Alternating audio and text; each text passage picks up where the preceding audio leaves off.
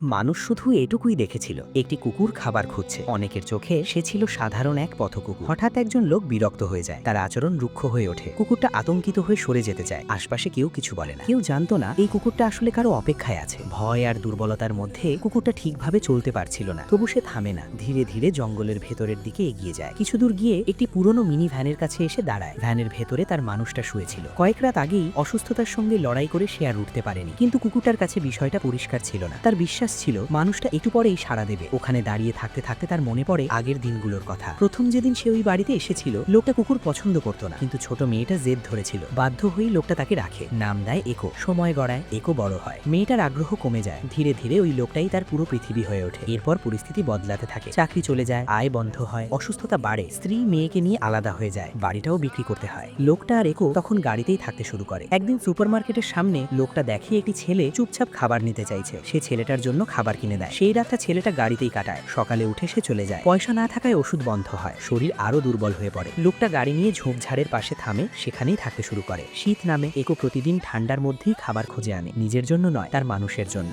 এক রাতে লোকটা তাকে কাছে ডাকে, ধীরে করে মাথায় হাত বুলিয়ে দেয়, একবার ধন্যবাদ বলে, তারপর আর সাড়া দেয় না। একো তখনও বুঝতে পারেনি কি হয়েছে। আজ যখন সে ভয় পেয়ে সরে যেতে বাধ্য হয়েছিল, তখনও সেই দুর্বল শরীর নিয়েই সে আবার ওই গাড়িটার দিকেই ফিরে এসেছে। তার মনে হচ্ছিল তার মানুষটা হয়তো এখনো তাকে ডাকছে।